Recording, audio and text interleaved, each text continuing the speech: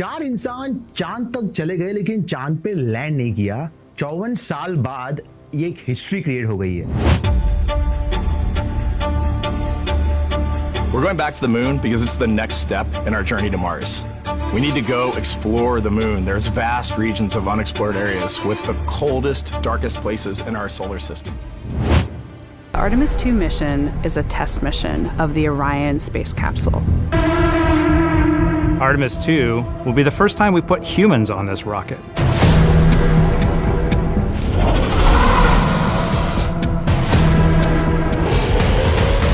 We shall return. 4 इंसान ऐसे थे जो इस प्लेनेट की फिजिकल बाउंड्रीज से बाहर थे। इन चारों के लिए घर कोई सिटी या देश नहीं था, बल्कि अंधेरे स्पेस में एक चमकता हुआ नीला पत्थर था। आइए बात करते हैं।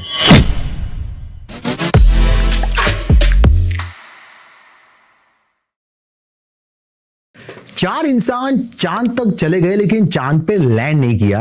54 साल बाद ये एक हिस्ट्री क्रिएट हो गई है। History has been made. क्या आपने कभी ये सोचा है इस वक्त पूरी दुनिया की पॉपुलेशन 800 करोड़ से भी ज्यादा है, ओवर 8 बिलियन पीपल।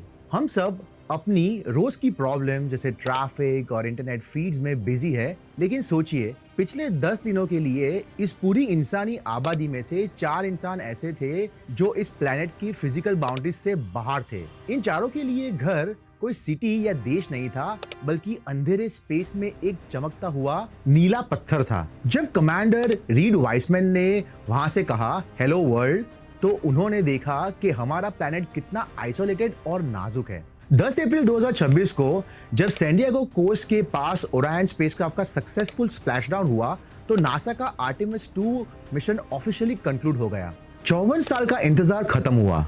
बताओ लास्ट टाइम चांद पे इंसान कब गया था? 1972 जीन सर्नन अपोलो 17 मिशन। उसके बाद ना अमेरिका, ना रशिया, ना कोई और देश 54 साल तक। 1 अप्रैल 2026 को नासा का आर्टेमिस 2 लॉन्च हुआ और 4 लोग ने वो सब किया जो 2 जनरेशंस तक किसी ने नहीं किया था। 1972 में एक एस्ट्रोनॉट ने जाते जाते चांद की मिट्टी में अपनी बेटी का नाम लिखा था, ट्रेसी, ये सोच के कि हम जल्दी वापस जाएंगे। 54 साल लग गए, लेकिन 2026 में जब ये एस्ट्रोनॉट्स वापस गए तो वहां एक और नाम अमर कर गए। कमांडर रीड वाइसमैन ने रिक्वेस्ट किया कि चांद पे एक क्रेटर का नाम अपनी लेट वाइफ के ऑनर में रखा गया, कैरल कार्टर। कुछ चीजें चांद पे हमेशा रहती है। आगे बहुत कुछ है। पहले आप हमारी YouTube channel break it down with हलक को सब्सक्राइब कर लीजिए। अब स्टोरी में आगे बढ़ते हैं। पहले समझते हैं ये नाम कहां से आया। ग्रीक माइथोलॉजी में अपोलो यानी सन गॉड है और आर्टेमिस उसकी ट्विन सिस्टर यानी कि मून गॉडेस। नासा ने 1960s के मिशन का नाम अपोलो रखा था, तो जब चांद पे वापसी का प्रोग्राम शुरू हुआ, नाम ऑब्वियसली आर्टेमिस था। ट्विन सिस्टर वापस आई है और स्पेसक्राफ्ट का नाम ओरायन, आर्टेमिस का हंटिंग कंपेनियन। नासा का आर्टेमिस प्रोग्राम 2017 में फॉर्मली एस्टैब्लिश हुआ। अब गोल सिर्फ वापस जाना नहीं, बल्कि वहां परमानेंटली रहना है, एक सस्टेन्ड साइंटिफिक बेस बनाना है और अल्टीमेटली चांद को मार्स तक जाने का रिफ्यूलिंग पॉइंट बनाना है। लेकिन चांद स्पेसिफिकली क्यों?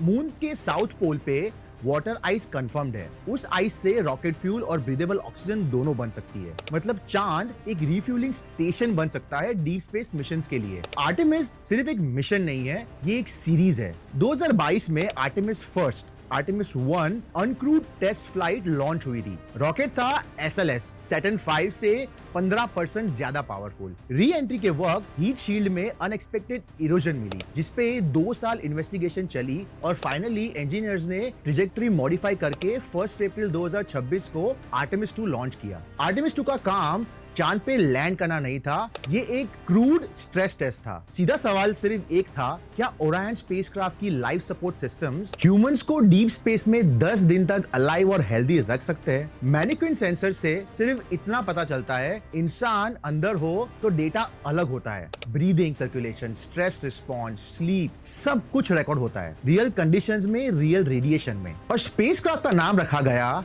Integrity. Trajectory 3 hybrid free return. Orion ने अर्थ के ऑर्बिट से स्पीड पकड़ी, मून के पीछे से गुजरा और लूनर ग्रेविटी ने उसे नेचुरली वापस खींच लिया बिना किसी बड़े इंजन बर्न किए, एक स्लिंग शॉट की तरह। फ्यूल एफिशिएंट भी और सेफ भी। रिकॉर्ड्स टूटे हैं। 6 अप्रैल 2026 को इन्होंने अपोलो 13 का 56 इयर्स पुराना डिस्टेंस रिकॉर्ड तोड़ दिया। आर्टेमिस 2 अर्थ से 2,55,799 माइल्स दूर गया। Total distance 6,85,000 miles. वापसी सबसे खतरनाक थी। 10 अप्रैल 2026 को ओरायन ने एटमॉस्फेयर में 25,000 माइल्स पर आवर की स्पीड से एंट्री की। हीट शील्ड्स ने 2760 डिग्री सेल्सियस झेला, सन की सरफेस से आधी गर्मी। इन चारों एस्ट्रोनॉट्स ने इतिहास लिखा है। Commander Reid Wiseman NASA astronaut office के फॉर्मर चीफ और यूएस नेवी टेस्ट पायलट, इन्होंने ही कैरल क्रेटर का नाम रखने का रिक्वेस्ट किया था। पायलट विक्टर ग्लोवर वो पहले पर्सन ऑफ कलर है जो अर्थ का ऑर्बिट छोड़ के डीप स्पेस में गए। Mission specialist Christina Koch, women में सबसे लंबा single space flight record 322 days इनके ही नाम दर्ज है। Mission specialist Jeremy Hansen, Canadian fighter pilot, ये उनकी पहली स्पेस फ्लाइट थी और सीधा चांद पर पहुंच गए। लेकिन ये सिर्फ एक जॉय राइड नहीं है। इस मिशन से 4 क्रिटिकल एरियाज है जो रिसर्च के लिए आगे काम आएंगे। पहला, एस्ट्रोनॉट हेल्थ। डीप स्पेस में रेडिएशन बहुत ही ज्यादा है, अर्थ का मैग्नेटिक फील्ड वहां पे प्रोटेक्ट नहीं करता, तो नासा 4 स्पेसिफिक स्टडीज कर रहा है इस मिशन के थ्रू। आर्चर, एस्ट्रोनॉट्स की वेलबींग एक्टिविटी और स्लीप पैटर्न्स मॉनिटर हो रही है डीप स्पेस में। Avatar, organ on chip device fly हो रहा है। ये एक्चुअल ह्यूमन टिश्यूज के जैसे ही बिहेव करता है। इन पे रेडिएशन और माइक्रोग्रेविटी के इफेक्ट स्टडी करने के लिए काम होते हैं। इम्यून बायोमेकर्स, क्रू के ब्लड और सलाइवा सैंपल्स एनालाइज हो रहे हैं। डीप स्पेस इम्यून सिस्टम को कैसे अफेक्ट करता है। रेडिएशन स्टडीज, ओरायन के अंदर और बाहर दोनों जगह रेडिएशन लेवल्स मॉनिटर हो रहे हैं। ये सब डेटा फ्यूचर मिशंस के लिए, मून लैंडिंग के लिए, मार्स के लिए, एस्ट्रोनॉट्स को प्रोटेक्ट करने के लिए काम आएगा और एक ब्लूप्रिंट बनाएगा। दूसरा, लूनर साइंस। 50 सालों में इंसान पहली बार चांद के इतने पास से गुजरेगा। ओरायन चांद के फार साइड से फ्लाई करेगा, वो साइड जो हमेशा अर्थ से छुपा रहता था। इस 3 घंटे की विंडो में क्रू इंपैक्ट क्रेटर्स, एंशिएंट लावा फ्लोज और जियोलॉजिकल फीचर्स की फोटोग्राफी और एनालिसिस करेंगे। ये वो काम है जो कोई सैटेलाइट या रोबोट उतनी डिटेल से नहीं कर सकता, क्योंकि ह्यूमन ऑब्जर्वेशन अलग ही होती है। शेप्स, टेक्सचर्स, कलर्स, इन नुआंसेस को समझना future moon south pole missions के लिए क्रिटिकल पार्ट है। तीसरा, international CubeSats. Germany, South Korea, Saudi Arabia और अर्जेंटीना, इन 4 देशों की स्पेस एजेंसीज के क्यूबस्टैट्स आर्टेमिस 2 के साथ फ्लाई कर रहे हैं। ये अपने इंडिपेंडेंट साइंटिफिक ऑब्जेक्टिव्स के साथ हाई अर्थ ऑर्बिट में डिप्लॉय करे जाएंगे। जर्मनी का डीएलआर रेडिएशन रिसर्च भी अलग से कंडक्ट हो रहा है। चौथा, स्पेस वेदर। आर्टेमिस 2 क्रू अर्थ के प्रोटेक्टिव मैग्नेटोस्फीयर से बहुत ही ज्यादा बाहर जाएगी। नासा और एनओएए मिलकर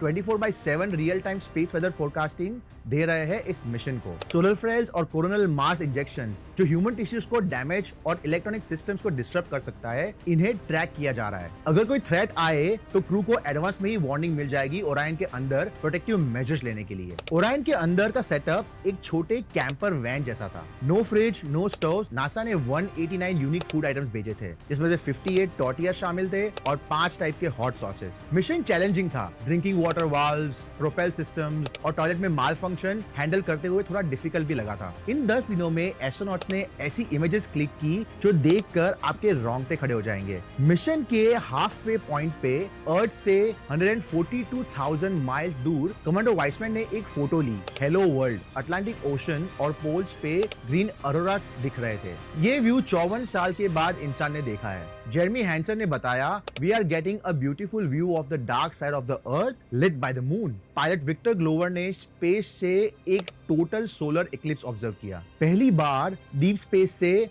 4K लाइव स्ट्रीम हुई 020 लेजर टेक्नोलॉजी से। आर्टेमिस 2 के बाद का रोड मैप साफ है। आर्टेमिस 3 2027 ऑर्बिट में ओरायन और कमर्शियल लैंडर के बीच का डॉकिंग डेमोन्स्ट्रेशन। आर्टेमिस 4 2028 पहली क्रूड मैन लैंडिंग सिंस 1972।